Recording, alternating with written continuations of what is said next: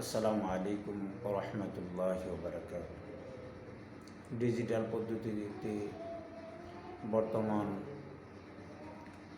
অনলাইনে ইউটিউবে, ফেসবুকে, টিকটকে অসংখ্য অশ্লীল ভাষা ভিডিও আমরা দেখতে পাই মনের অজান্তেই।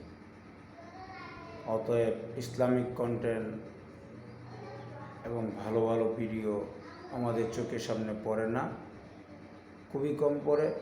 তার কারণ হলো আমাদের ভিডিও কম থাকার কারণে, ইউটিউবার কম থাকার কারণে, কন্টেন্ট কম থাকার কারণে আমি আপনাদেরকে নিয়ে শুরু করতে চাচ্ছি ইসলামিক ভিডিও এবং কন্টেন্ট।